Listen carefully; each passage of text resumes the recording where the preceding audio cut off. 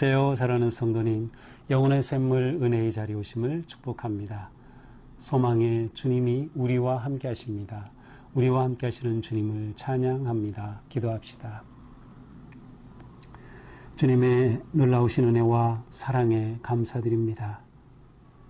저희들이 무엇이건데 이렇게 사랑하여 주셔서 저희들의 추하고 더러운 죄를 그리스도의 대속의 피로 씻어주시고 감히 하나님의 복된 자녀로 불러주시고 또한 주님의 은혜와 말씀으로 살게 하여 주시는지 그 놀라우신 사랑과 은혜에 감사드립니다. 오늘도 생명의 양식 주님의 그 귀한 말씀을 사모하며 또 말씀을 읽고 묵상할 때 성령님 우리 가운데 말씀하여 주셔서 우리의 귀를 열어주시고 깨닫게 하시고 거룩한 생명의 말씀으로 채워주시옵소서. 우리의 삶이 주님의 은혜로 더욱 바르고 또 거룩하고 온전해지도록 인도하여 주시고 우리의 마음과 생각이 온전히 하나님을 향할 수 있도록 오늘도 주님의 자비하심으로 인도하여 주시옵소서. 예수님 이름으로 기도합니다. 아멘.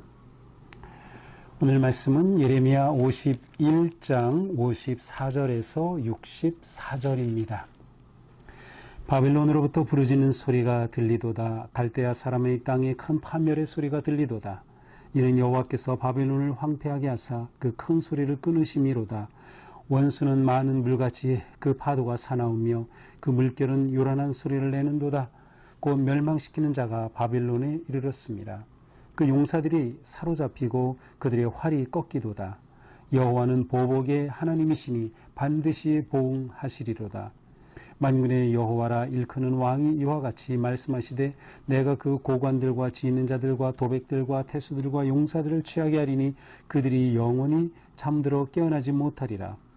만군의 여호와께서 이와 같이 말씀하시니라. 바빌론의 성벽은 회파되겠고 그 높은 문들은 불에 탈 것이며 백성들의 수고는 헛될 것이요 민족들의 수고는 불탈 것인즉 그들이 쇠잔하리라. 유다의 시드기야 왕 제4년에 마세야의 손자 네리야의 아들 스라야가 그 왕과 함께 바빌론으로 갈 때에 선지자 예레미야가 그에게 말씀을 명령하니 스라야는 병참감이더라. 예레미야가 바빌론에 닥칠 모든 재난 곧 바빌론에 대하여 기록하니 모든 말씀을 한 책에 기록하고 스라야에게 말하기를 너는 바빌론에 이르거든 삼가 이 모든 말씀을 읽고 말하기를 여호와여 주께서 이곳에 대하여 말씀하시기를 이 땅을 멸하여 사람이나 짐승이 거기에 살지 못하게 하고 영원한 표가 되리라 하셨나이다 하라 하니라. 너는 이 책 읽기를 다한 후에 책에 돌을 메어 유브라데강 속에 던지며 말하기를 바빌론이 나의 재난 때문에 이같이 몰락하여 다시 일어서지 못하리니 그들이 피폐하리라 하라 하니라. 예레미야의 말이 이에 끝나니라. 아멘. 바벨론을 향한 하나님의 메시지의 마지막 내용이 바로 오늘 말씀입니다. 오늘 말씀은 바벨론이 황폐하게 멸망할 것을 예언함과 함께 예레미야가 스라야를 통해서 바벨론에 대하여 예언한 이 모든 말씀을 기록한 책, 그 두루마리를 가지고 바벨론에 가서 그곳에서 이것을 읽고 강물에 던져 넣어라 라고 하는 그러한 내용으로 되어 있습니다. 자, 바벨론이 황폐하리라는 마지막 예언의 말씀이 54절이죠. 바벨론으로부터 부르짖는 소리가 들린다. 큰 파멸의 소리가 들린다. 바벨론에서 부르짖는 소리, 큰 파멸의 소리. 그렇습니다. 전쟁이 일어났고 그 전쟁으로 인해 바벨론이 고통당하는 그러한 소리입니다. 바벨론이 멸망하는 소리이죠. 전쟁터에 일어나는 그러한 소리를 보여주고 있습니다. 이렇게 된 것은 왜 그렇습니까? 55절 여호와께서 바벨론을 황폐하게 하셨기 때문이에요. 여호와께서 주어가 여호와예요. 이 모든 지금 바벨론에 대한 예언의 말씀의 주체는 주인은 하나님이시고 하나님이 이 계획을 예레미야를 통해 말씀하시며 그대로 또한 이루실 것을 분명하게 지금 전하고 있는 것이죠. 바벨론을 황폐하게 하시면 어떤 일이 됩니까? 큰 소리를 끊어요. 원수가 많은 물같이 파도처럼 사나워요. 그 물결은 요란한 소리를 내요. 자, 이것이 무슨 뜻인가요? 큰 소리를 끊으심이로다. 바벨론이 그렇게 자랑하고 으스대고 큰 소리 똥똥 치던 그 큰 소리 다 사라지고 마는 거예요. 바벨론이 살아있는 소리가 없어지는 거예요. 왜 그렇게 됩니까? 원수들이 몰려왔기 때문이죠. 원수들이 물같이 파도가 사나워요. 다시 말하면 대적이 거센 파도처럼 그들에게 밀려와요. 그래서 그들을 요란한 소리를 내면서 공격을 하는 거예요. 그러니 이 공격 앞에 바벨론이 무너지는 겁니다. 그래서 바벨론의 큰 소리는 다 사라지고 파멸에 부르짖는 고난의 소리가 가득한 것이죠. 이렇게 된 것은 하나님이 또한 바벨론을 멸망시키기 위해 택하신 또 다른 도구였던 바로 북쪽에서 오는 멸망시키는 자 메대를 중심으로 한 신흥 바사 페르시아 제국이 다가오는 것이에요. 그래서 멸망시키는 자가 바벨론에 이르렀습니다. 그 용사들이 사로잡히고 바벨론의 용사들이 다 사로잡히고 말아요. 활이 꺾였어요. 그들의 전투력은 다 상실되고 말았어요. 왜? 하나님께서 보복하시기 때문이에요. 하나님께서는 비록 바벨론을 잠시 들어 쓰셨지만 그들이 하나님을 따르지 않고 우상에 빠지고 하나님의 백성들을 괴롭히며 불의와 폭력에 빠져 있기에 교만에 빠져 있기에 하나님은 그들의 행한 그대로 보복하시는 겁니다.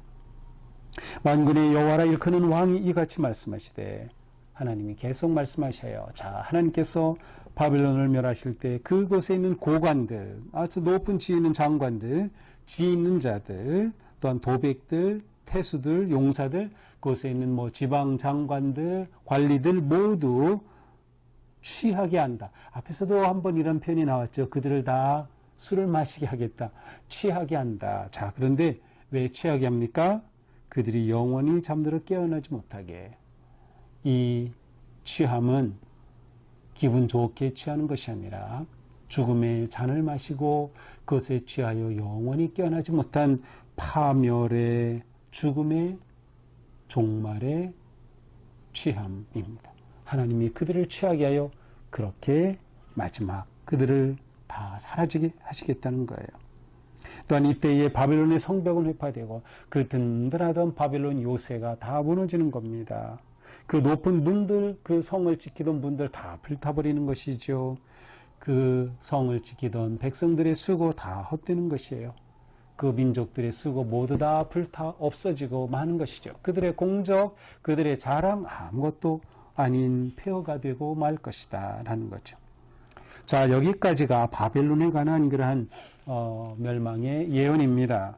자, 그런데 예레미야가 59절에 보니까 시드기야 왕 제4년에 마세야의 손자 네리야의 아들 스마야가 왕과 함께 바벨론으로 갈 때에 자, 시드기야 왕이 스라야라고 하는 신하를 데리고 바벨론을 찾아가게 될 때에 예레미야는 이렇게 바벨론에 관해 예언한 말씀을 기록한 것을 이 책에 기록했다 그랬는데 그 당시에는 책이고 두루마리죠. 그래서 이렇게 두루마리로 준비된 책을 바로 이 스라야에게 주는 것입니다. 시드기야 왕 제4년이라면 주전 594년경입니다. 왜냐하면 시드기야가 왕에 등극한 것이 597년이니까 바로 4년 차는 594년이죠. 바로 그때 시드기야는 아마도 이 스라야를 데리고 간 것은 스라야는 바벨론의 입장에서 볼 때에는 굉장히 뭐라고 할까요? 거추장스러운 반바벨론파라고 할 수 있어요. 그러니 이 스라야를 데리고 사절단을 이끌어 갔다는 것은 바벨론에게 아마 잘 보이기 위한 것, 이렇게 반대하는 사람까지 내가 데리고 왔습니다 라는 그러한 어떤 표시였을 가능성이 큽니다. 자, 이 스라야의 위치는 병참감이라고 되어 있는데 우리 그 세번역 번역에서는 왕의 수석 보좌관이라고 이렇게 번역이 되어 있고요. 또 보통 그 학자들은 어떤 군사적인 것들을 책임지는 어떤 군사 물자 관리 책임자, 왜냐하면 여기 병참이라고 하는 단어가 이제 그것과 연결이 되는데 군사 물자 관리 책임자다, 뭐 이렇게 보기도 합니다. 이 스라야는 굉장히 특별한 사람이에요. 그 예레미야와 아주 친한 친구였던 바룩이라고 하는 그 사람 기억나나요? 근데 바룩은 예레미야의 비서와도 같은 그러한 역할을 했던 사람이죠. 그런데 그 바룩의 동생이 바로 이 스라야였어요. 그래서 예레미야는 바벨론에 관해 멸망한 예언의 말씀을 기록했어요. 이 모든 책에 기록해서 두루마리에 기록해서 스라야에게 줍니다. 그러면서 뭐라고 합니까? 바벨론에 가면, 사절단으로 바벨론에 가면 이 모든 말씀을 읽고 기록된 거, 바벨론에 대한 하나님의 예언의 그 말씀 다 읽고 그리고 말하기를, 이렇게 말하라는 것이에요. 여호와여, 주께서 이곳에 대해 말씀하시기를 이 땅을 멸하여 사람이나 짐승이 거기에 살지 못하게 하고 영원한 폐허가 되리라 하셨나이다. 자, 이렇다면 보통 이 부분을 그 학자들이 해석하기를 이 모든 말씀을 그곳에 포로 잡혀간 백성들에게 읽어주고라고 되어 있는데, 엄격히 말하면 읽어주라는 표현은 없어요. 사람들에게 읽어주라라는 표현이 없고 바로 이 스라야 혼자 이것을 다시 읽으라는 뜻입니다. 가지고 가서 이것을 읽고 그 다음에 62절에 말하기를 이렇게 되어 있는데, 이렇게 번역하면 마치 사람들이 모이고 그곳에서 이 기록된 말씀을 읽어주고 그들에게 말하는 것처럼 되죠. 그러나 이 말하기를 이라는 단어는 오히려 기도로 번역하는 것이 더 좋습니다. 그러니까 하나님 앞에 서서 이것을 읽고 하나님 앞에 기도하는 것입니다. 여호와여, 주께서 이곳에 대해 말씀하시기를. 그렇죠. 기도문이죠. 그러므로 기도하기를 이렇게 번역하는 것이 더 이해가 쉽습니다. 그래서 하나님께 이렇게 기도하라는 거. 어떤 기도예요? 이 기록된 내용 그대로 그것을 포함하는 것이에요. 이렇게 말씀하셨으니까 하나님께서 이렇게 폐허가 되리라고 말씀하셨습니다 라고 기도하라는 거죠. 그러니까 하나님이 주신 말씀이 그대로 이루어질 것을 다시금 확인하는 것입니다. 그리고 나서 그 말씀을 돌에 묶어서 강에 던져버리라는 것이죠. 유브라데 강에 던져버려서 다 떠내려가게 하라. 굉장히 상징적인 행동이죠. 하나님의 말씀인데 그것을 기록해서 기록한 것을 그냥 강에 던져버리라. 읽고 기도하고 던져버려라. 이것에 대해서 어떤 사람은 이렇게 두루마리가 강물에 던져서 떠내려가고 가라앉듯이 바벨론이 그처럼 다 떠내려가고 무너지고 가라앉을 것이다 라는 그러한 상징이다, 이렇게 풀이하는 분도 있습니다. 자, 이렇게 하여 하나님의 말씀은 바벨론에서도 다시 한번 읽혀지고, 그리고 드디어 하나님의 말씀 그대로 그 역사는 이루어지게 됩니다. 64절입니다. 말하기를 바벨론이 나의 재난 때문에 이같이 몰락하여 다시 일어서지 못하리니 그들이 피폐하리라 하라 하니라. 자, 이것은 두루마리를 강물에 던지면서 하는 말이에요. 바벨론이 나의 재난 때문에 이같이 몰락하여 다시 일어서지 못하리니, 마치 하나님께서 하시는 말씀이죠. 이것은 예레미야의 말도 아니고 스라야의 말도 아니에요. 바벨론이 나의 재난 때문에 이같이 몰락한다. 그렇죠. 스라야의 입장에서 이 말을 하는 것으로 번역한다면 바벨론이 주님의 재난 때문에 이같이 몰락하여 다시 일어나지 못할 것이니, 이렇게 번역했어야 했고요. 이렇게도 가능합니다. 또 이것이 하나님이 하시는 말씀을 그대로 말하는 것으로 해서 우리 본문처럼 이렇게 번역하여 나의 재난이라고 번역하는 것도 가능하죠. 자, 어쨌든 스라야는 이처럼 하나님께서 이대로 심판하실 것을, 그래서 바벨론은 이제 일어나지 못한다라고 하는 것을 분명하게 선언하면서 그 말씀을 던져버립니다. 말씀은 던져졌지만 하나님이 주신 말씀은 그렇다고 사라진 말씀이 아니죠. 주님의 말씀은 영원히 살아있고 하나님은 말씀하신 대로 이루시는 그런 놀라운 권능의 전능의 만군의 여호와 하나님이시기 때문입니다. 자, 이것이 오늘의 본문입니다. 자, 오늘 본문은 바벨론에 대한 마지막 예언, 그리고 스라야에게 그 예언의 말씀을 기록하여 주고 바벨론의 사절단으로 가서 그것을 읽고 기도하고 물에 던지라 라고 하는 것이죠. 그래서 오늘 말씀을 저는 기록하고 읽고 기도하라 라고 이렇게 정해봤습니다. 자, 오늘 말씀을 통해서 나온 표현을 보면 뭐예요? 하나님은 보응하시는 하나님이라는 것을 알 수 있어요. 하나님은 갚으시는 하나님이에요. 하나님은 아주 공의로우신 분이시기 때문에 하나님은 그대로 갚으시고 보응하신다. 이 갚으시는 하나님, 보응하시는 하나님은 우리에게 두 가지 모습으로 나타납니다. 우리의 순종과 하나님에 대한 바른 결단과 믿음의 삶에는 은혜와 사랑으로 보응하시고, 불순종과 배반에 대해서는 심판과 멸망으로 갚으시는 거예요.